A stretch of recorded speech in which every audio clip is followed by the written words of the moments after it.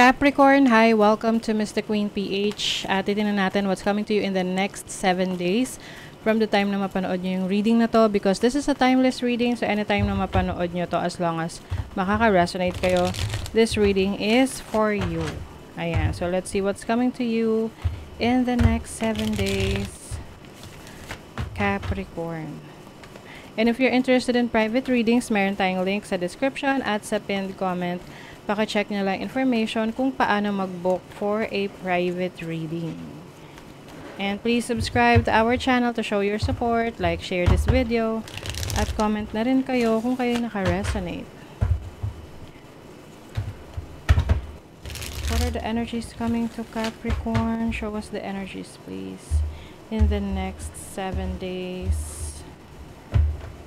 Okay, so we have the moon. Okay, maaring kayo ay may pagka-emotional ngayon.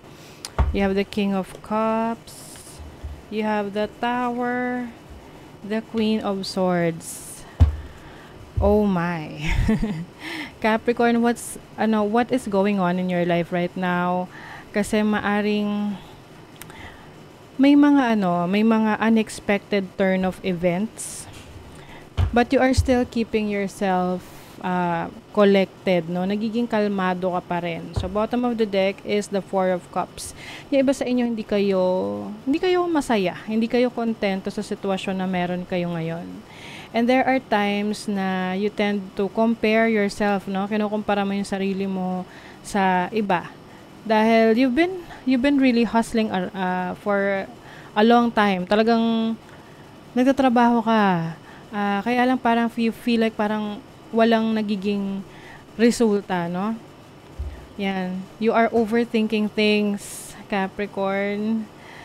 Napo-frustrate yung iba sa inyo. You have the Sun, pero huwag kayong mag-alala. Okay?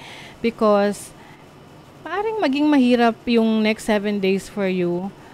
But there's always a rainbow after the rain, 'di ba? And there's a light at the end of the tunnel, kumbaga. And dun mo marirealize na, kaya ko pala pinagdaanan yun kasi ito yung blessing na ibibigay sa akin ng universe. Okay? You have the Sun. This is clarity. This is happiness. Liwanag. Okay. Tingnan natin isa-isa. You have the Moon. Maaring nagiging emotional ka. You feel like there are so much energy of hindi mo na ilalabas. So, maaring yung iba sa inyo umiiyak or parang gusto mo mag-breakdown kasi you've been carrying this for a long time.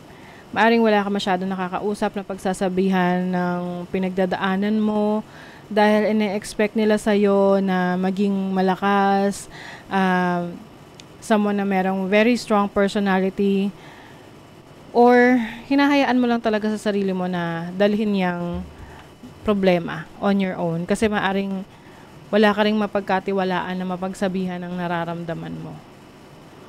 But I feel like in the next 7 days, merong release kasi itong King of Cups, it symbolizes your emotions, and then with the Tower, it's about a sudden release. Maaring merong trigger point sa'yo in the next 7 days na maglalabas ng mga emosyon na nakatago sa'yo. Okay? And after nun, makakaramdam ka ng pagluwag ng iyong pakiramdam. With the Queen of Swords, maaring meron kang mga ika-cut off na tao sa buhay mo. You feel na they are not supportive of you, or hindi sila naniniwala sa kakayanan mo, kaya much better na, wag na lang i-connect yung sarili mo sa kanila. And with the Four of Cups here, meron kang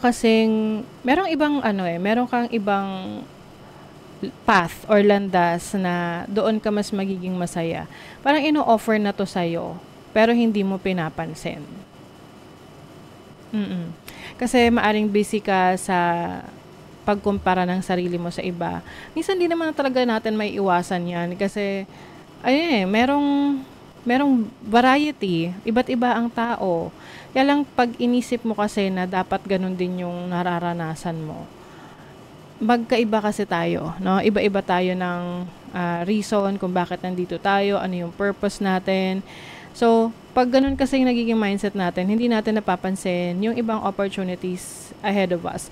We get to, parang nagiging napafrustrate tayo na bakit ganito, hindi nag-workout. Kasi nga, maaring nasa maling tao ka, maaring nasa maling sitwasyon ka, maaring nasa maling trabaho ka, maaring pinipilit mo pa rin na i-workout ang isang bagay na hindi na talaga para sa'yo. This can be a career, a situation, a relationship. That's why nandun yung frustration for you. And I think in the next 7 days, merong release of anything that is no longer serving you. That magbibigay sa'yo ng realization na, okay, it's time to let go. It's time to focus on energy, your energy. Para kang nagre-recharge dito. Okay? Pinapalakas mo yung sarili mo, pinapalakas mo ulit yung loob mo. So, major turning point to for you, Capricorn, in the next 7 days. What are the things that you need to let go of? Ano yung kailangan mong i-let go? Ano yung kailangan mong stay sa buhay mo? At ano yung kailangan mong i-workout? There's so much emotions here, Capricorn. Alam nyo, hindi naman talaga kailangan na may kausap, no? Lalo na kung hindi mo pagkakatiwalaan tong taong to. You can just pray. Pray to God, no? Ano yung mga kailangan mong ilabas. Yung mga burdens na yan. It will really help you. Na maging mas maganda yung pakiramdam mo. You have the eagle. Oh, this is a new perspective in life. Di ba yung eagle, no? Merong mataas yung lipad nila. So, mas nakikita nila yung paligid nila. Kasi minsan, nakafocus lang tayo sa isang part ng buhay natin na akala natin yun lang yung issue. But, meron tong, from a higher perspective, makikita mo yung path para makaalis ka dyan sa puzzle na yan. Di ba yung mga maze, yung mga puzzle, hindi mo siya makikita pag nandun ka eh. Kasi maaring, hindi mo alam kung liliko ka ba sa kanan, kaliwa. Pero pag inangat mo yung sarili mo, you will see a bigger perspective and dun ka na makakapag strategize kung paano ka makakalabas sa maze na yan. Okay? So, magkakaroon ka ng higher perspective in life in the next 7 days. Solusyon kung paano mo mariresolba yung pinagdadaanan mo ngayon. Ano yung dapat mong gawin kasi magkakaroon ka na ng clarity. You also have the wave. Itong wave na to, it's about unity. It's about connection sa sarili mo. You have to connect sa sarili mo, to your higher self. Minsan isipin natin, paano ba mag-connect sa sarili? Meditation, prayer, reassessing your situation. Ano ba yung... Kasi minsan aware naman tayo dyan eh. Hindi lang natin talaga pinapansin na ano ba yung dahilan kung bakit parang napipigilan ka sa mga plano mo. Ano ba yung dahilan ba't hindi ka nakakapag-take action? Ano ba yung dahilan kung bakit nadidelay mo yung mga goals mo? You have sea urchin. You have to protect yourself. Sea urchin is about protection.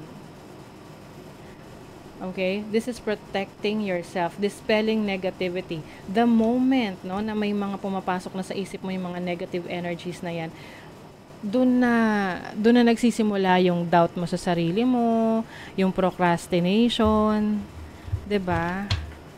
So it's time to dispel those negativities. Pag nararamdaman mo na ay nagne-negative self-talk na ako, titigil mo na 'yon.